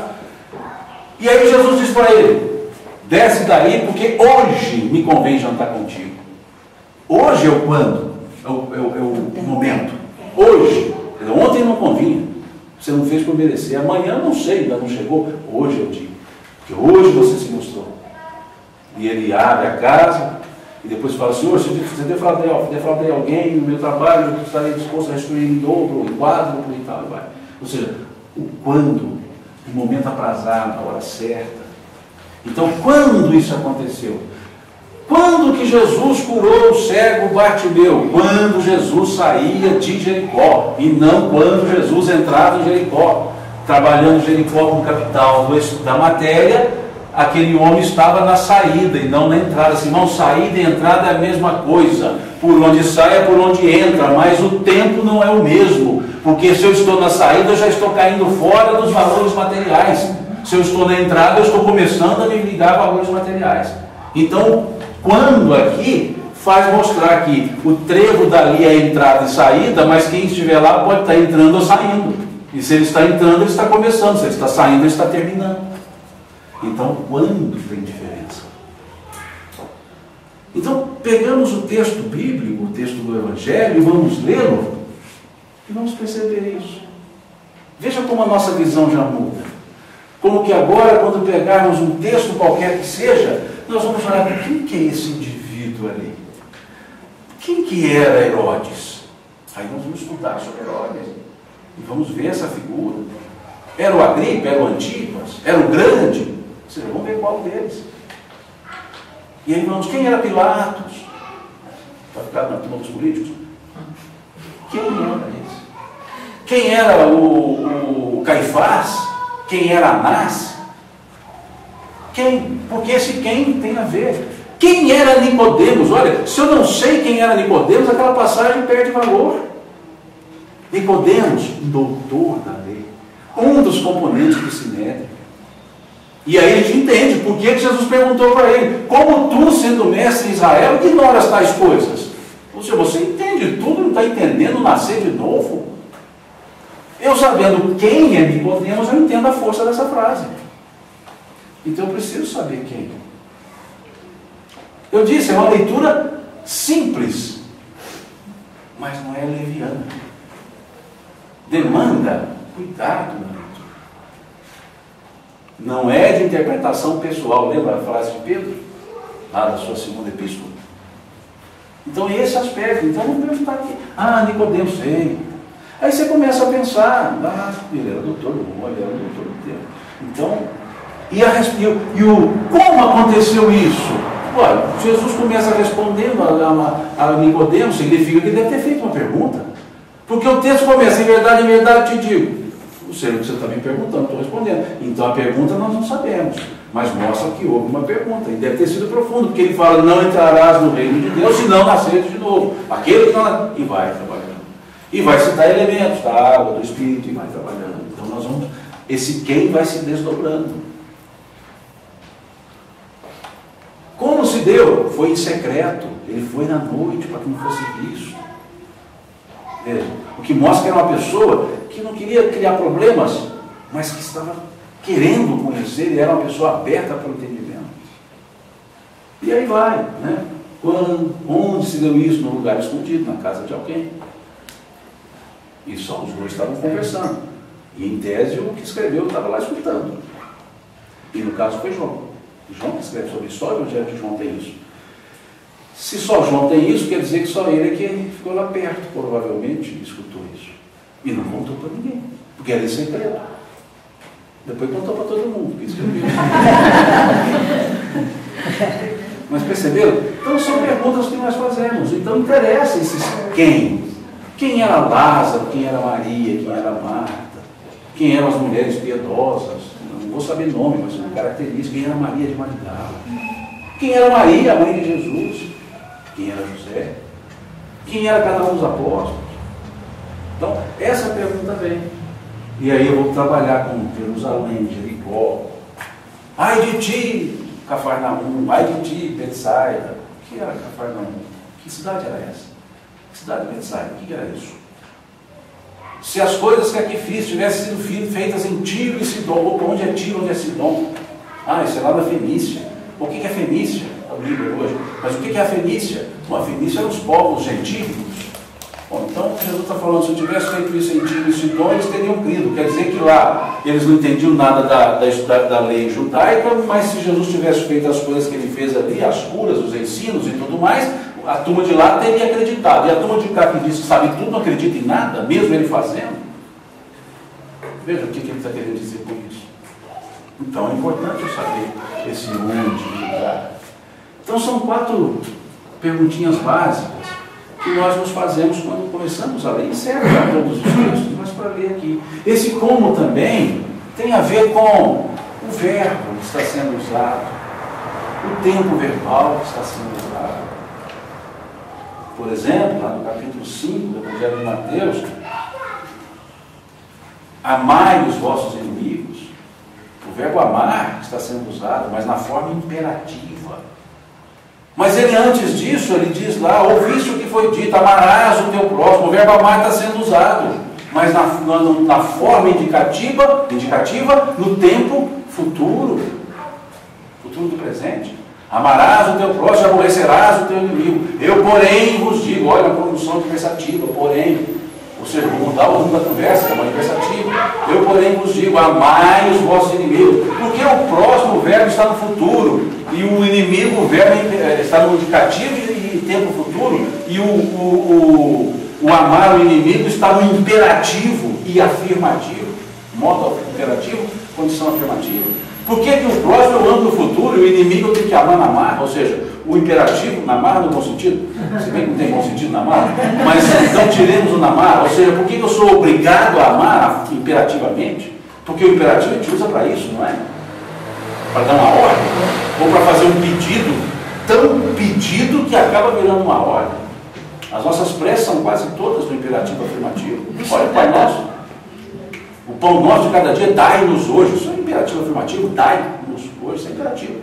Estou pedindo com tanta força que Deus não vai me negar. Veja, por que é assim? Aí você começa a criar interpretações. Por que eu sou obrigado? Aí você pode se perguntar, eu sou obrigado a amar o próximo e o amigo, o inimigo e o próximo eu posso amar no futuro? Mas quem é meu inimigo? Aí você desenvolve o raciocínio. Bom, só é inimigo aquele que um dia foi amigo. Porque eu não tenho como ser inimigo de alguém que eu não conheço. Então, se eu sou inimigo é porque eu conheço. E nós não nos entendemos, porque éramos companheiros. Então, o que é o inimigo? Um amigo perdido. Então, por isso que eu sou obrigado a amar, porque alguém que eu perdi eu preciso trazer de volta. Aí eu entendo por que o amar está no imperativo afirmativo. E o outro está no futuro, porque estamos na convivência. Então, o como tem importância quando eu vejo o verbo. Se bom, então eu tenho que fazer um curso de gramática? Não, mas se fizer,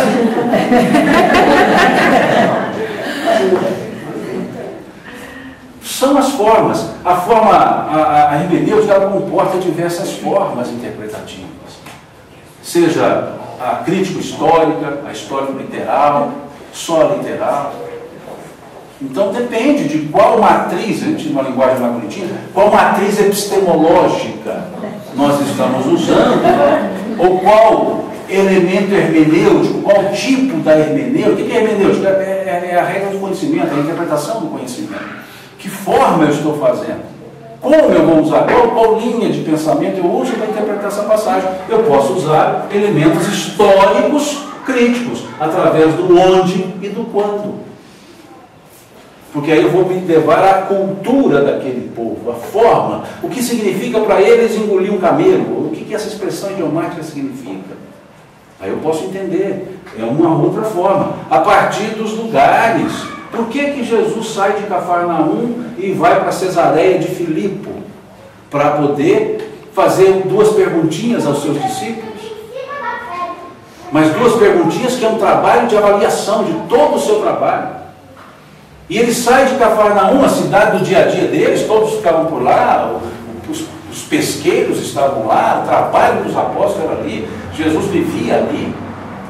E na hora de fazer uma avaliação do seu trabalho, ele sai de Cafarnaum e vai para Cesareia de Filipe, que ficava ao norte, uma outra região, mais alta, clima leve, mais ameno, brisa, lagos. Uma cidade construída por Filipe em honra a César. Por isso Cesareia de Filipe, para contrastar a Cesareia marítima, que ficava onde ficava o porto de Jope, era uma outra Cesareia, em homenagem a César, mas essa não, uma cidade construída em homenagem, e ele vai para lá. Ou seja, ele tira os seus discípulos do comum, do dia a dia, da balbúrdia lá do dia a dia, e vai para um canto mais sereno, mais resguardado, mais assim, cuidado, para poder avaliar o seu trabalho, porque isso se deu mais ou menos 2 anos depois que ele estava pregando. E ele vai e pergunta, o que dizem os homens acerca do Filho do Homem? Ele não perguntou isso lá em Cafarnaum, ele teve que sair de Cafarnaum e ir para Cesareia. E o pessoal das empresas faz isso hoje, né? Vamos fazer reuniões de planejamento estratégico ou análise de trabalho nos resorts, para ficar separado da empresa, achando que isso é técnica nova. Jesus fazia isso. Tranquilamente ele fazia isso. A avaliação é o ícone do processo do PDCA, da administração, de planejamento, desenvolvimento, controle e avaliação. Como se fosse assim, ó, descobrimos o id do negócio, agora avaliar. Jesus fazia isso. E o povo acha que isso é invenção nova. Então, lê lá os autores, pode ler os autores da administração, mas dá uma lidinha lá em Jesus que ele vai dar umas ideias de administração. A departamentalização terrorista, ele pega os apóstolos, de 2 a 2, eles dividiu o trabalho para cada um, ele fez a separação, mas não criou a hierarquização que dificulta. Quando ele diz, quem quiser ser o maior, seja o que mais sirva, ou seja, quer mandar, então faz mais que os outros. Modernas técnicas de administração. Arrumou auxiliares, 12 executivos, que ele conhecia um a um. Não fostes vós que me escolheste, eu vos escolhi a vós. Ou seja, não foi quem indica, é quem eu indico. Eu sei quem que eu quero. Veja quantas coisas a gente tem em Jesus. Mas ele leva a turma para lá e vai perguntar isso. Quem diz os homens, o que diz os homens acerca do Filho do Homem? Ou seja, o que a pessoa entendeu dos meus ensinos até agora? E eles responderam. Uns dizem que tu és João Batista, outros dizem que tu és Jeremias, ou alguns dos profetas ressuscitados. Ou seja, ninguém entendeu quem que o senhor é, não. E aí ele faz outra pergunta. E vós? Quem dizeis que eu sou? E ali nós temos um elemento fundamental para trabalhar na próxima conversa nossa, que é a resposta de Pedro. Está no capítulo 16 do Evangelho de Mateus. Tu és o Cristo, o Filho de Deus vivo. Ele não diz, tu és Jesus, filho de José, Maria. Não, tu és o Cristo. Não que fosse outra pessoa. Vou dizer, olha, o Senhor é muito mais do que uma história. O Senhor é uma verdadeira mensagem. E essa palavra Cristo, quer dizer, o ungido, o mensageiro, chega lá em João com o nome de Verbo. E o Verbo se fez carne. Depois nós vamos estudar para frente também. Então vejam, está lá nos textos. Quando eu quero trabalhar com o onde e o quando. Onde? Lá em Cesareia de Filipe, ou seja, apartado. Quando? Depois de 2 anos. Porque já tinha ensinamento. Vamos ver o que o pessoal entendeu. Então eu estou fazendo a interpretação usando só o onde e o como. Agora eu quero ver o como, sim. Como que ele fez essa pergunta? Perguntou primeiro sobre o que os outros pensavam e depois perguntou sobre o que eles pensavam, porque eles estavam junto dele. Se a turma de lá não entendesse, a de cá eu quero ver se entendeu. Então por isso 2 perguntas. Como? O como foi respondido. O como Jesus devolveu a resposta a Pedro. Bem-aventurado és tu, filho de Jonas, que não foi nem a carne, nem o sangue que tu revelou tais coisas, mas meu Pai que está no céu. Ou seja, não foi nem a carne nem o sangue, não foi você que falou isso, mas foi por inspiração. Então, veja, eu posso usar isso aqui. Então, encerrando a nossa conversinha, são quase 11 horas, encerrando a nossa conversa, essas 4 palavrinhas, essas 4 perguntas, vão nortear toda a nossa estrutura de conversa daqui para frente, lendo os textos. Na próxima semana, vamos dar uma conversada sobre o primeiro capítulo de João, sobre o verbo, e vamos trabalhar o capítulo 16 de Mateus, especificamente a confissão de Pedro. Então, esses 2 tópicos. Vamos conversar no próximo encontro, que será dia 22 de março. Alguém quer fazer alguma observação, alguma pergunta, algum acréscimo, alguma divergência? Fique à vontade. Nós já temos 10 minutinhos. Não? Depois de 1h50 falando,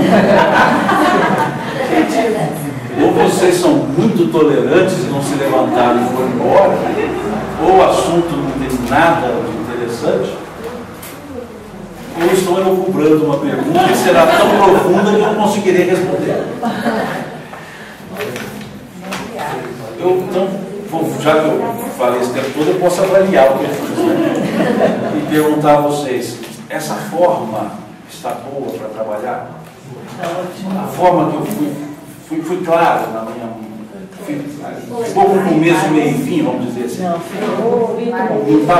fiquei no ar por demais, desconectado dos assuntos. Ficou alguma dúvida por desconexão de assunto? Um objetivo foi percebido da nossa conversa de hoje sobre esclarecer o que é o estudo do Evangelho? Ficou claro? Ficou claro. Mesmo? Ficou mais interessante, eu acho, quando você fala aí. Quem? Porque a gente não lia o Evangelho com essa ótica, né? Então, quem, onde, isso aí vai ser muito mais interessante e mais, assim, um maior entendimento também. Né? Nortear o entendimento, né? Dessa forma, eu tributo a turma lá do Emmanuel, né? O Honório, Sobral, o Soleão, o Manuel e outros que fizeram parte da equipe, que estudaram esse grupo. Não. E aqui tem um prefácio que eu vou ler aqui para vocês, que deixa eu ver se está aqui. Se não está aqui. Eu não vou ler tudo ele não. É só para a gente perceber. O Honório, que é o coordenador da obra, o livro é coordenado pelo Honório Onofre Abreu, que já desencarnou, que foi presidente da União Espírita Mineira, amigo lá do Léo, amigo nosso. E ele coordenou isso porque isso aqui é uma parte dos diversos estudos que eles fizeram. E tem diversos outros que ainda não foram lançados, creio que no tempo certo. E aí ele coloca um agradecimento ao Honório. E esse quem, quando, como, onde é trabalhado por essa equipe, ou seja, isso não tem nada a ver de minha criatividade, não. Eu só copiei deles porque eu concordo com essa ideia deles. E acho que a experiência que eles desenvolveram vale a pena a gente copiar. Ele diz, agradecendo, né, agradecer pelo que somos e por tudo que nos seja dado a realizar no mundo. Com relação a este livro, nosso agradecimento transcende os limites da Terra. Sentimos o dever de fazer aos companheiros de doutrina quanto às valiosas ideias, colaborações e apontamentos que nos forneceram. Cumpre-nos registrar também a nossa gratidão aos Espíritos, por inspiração atribuímos todo e qualquer mérito com sua execução. E mais, aos que direto ou indiretamente se empenharam na compilação desse registro, porque isso aqui é uma compilação de diversos estudos. Por isso ele não tem sequência, são capítulos estanques. Né? E peço para agradecer a todos os que fizeram bom uso da obra. E o José Damasceno Sobral, que é um dos coordenadores desse trabalho, ele faz um outro agradecimento aqui, faz um prefácio, uma boleira bem grande, né? Mas ele diz assim, esta obra é o ponto de partida para a apropriação das experiências coletadas ao longo de 40 anos de estudos e reflexões sobre os ensinos de Jesus. O objetivo é refletir ainda que palidamente a amorável mensagem que tem beneficiado o grande número de companheiros que, despertos para o trato dos valores imarcessíveis do bem, adere à luta reeducativa que tange a realidade da vida e sua feição imortalista. Em meio às felizes vibrações que visitam a alma de quantos, direto ou indiretamente, deram sua cota para que esse trabalho viesse a lume, manifestamos o nosso respeito e nossa reverência aos verdadeiros inspiradores, que dos planos maiores do Espírito imortal e sob o amparo do Cristo são também, sem sombra de dúvidas, seus legítimos e abençoados autores, os Espíritos.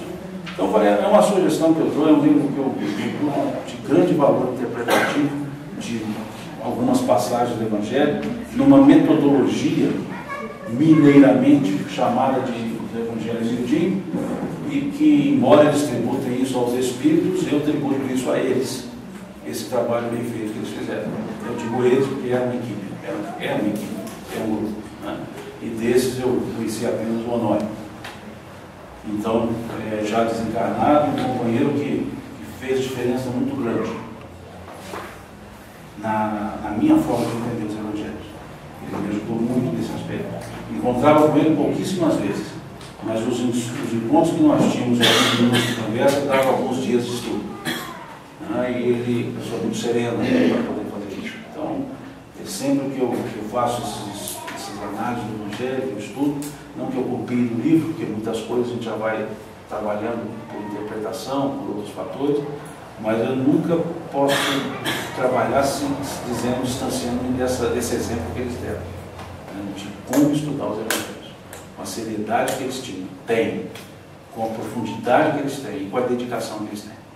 Então a gente diz que o grupo Emmanuel, né, foi o que mais aprofundou nos estudos de Emmanuel voltados para o entendimento do Evangelho. Então eu estou sugerindo a obra, né, dos Imperecíveis, embora existam outras excelentes obras de interpretação dos Evangelhos.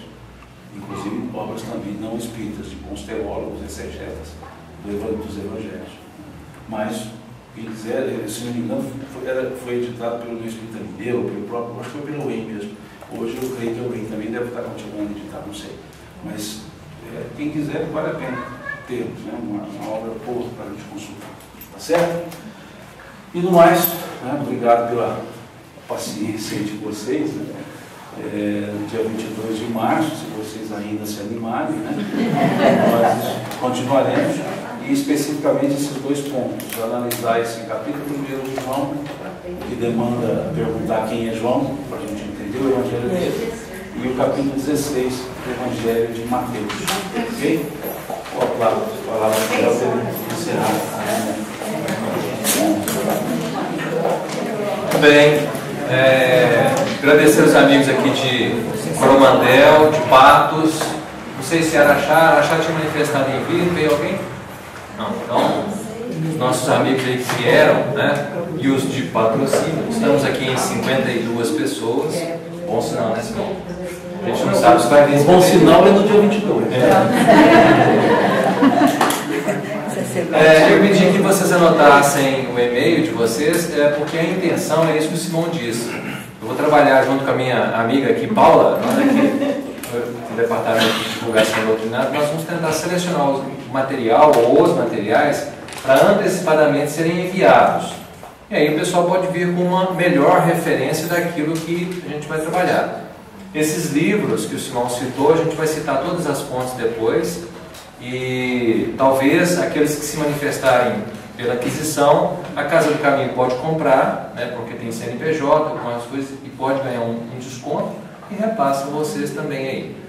Eu vou disparar um e-mail, né, para que todos possam confirmar, né, só acusando o recebimento para saber se está tudo certo. Tá bom? Apostila. Ah, sim. A apostila, eu já tenho uma ideia do que nós vamos fazer com ela aí. Dá para... Depois mesmo. datilografar ela toda. Parece não. Não, tem muita gente aí que pode ajudar. 2, 3 páginas, não. Eu tenho uma máquina dela, quer dizer. Agradecer a todos a presença, mais uma vez, a nosso Senhor, que nos inspira a fazer Ele como nosso modelo e guia, para que nós possamos trilhar essa vida de espírito encarnado com muito equilíbrio. E que a nossa presença aqui entre amigos, nessa meditação sobre o Evangelho, possa ter atingido a outros que necessitam de igual equilíbrio, igual nós necessitamos. Bom retorno à casa de vocês. Nós temos um lanche, né? O espírita, quando encontra, não pode deixar de ter lanche, né? Para servir aos amigos. Vamos lá para o fundo lá. Tenha uma boa noite, um bom descanso. Muita paz.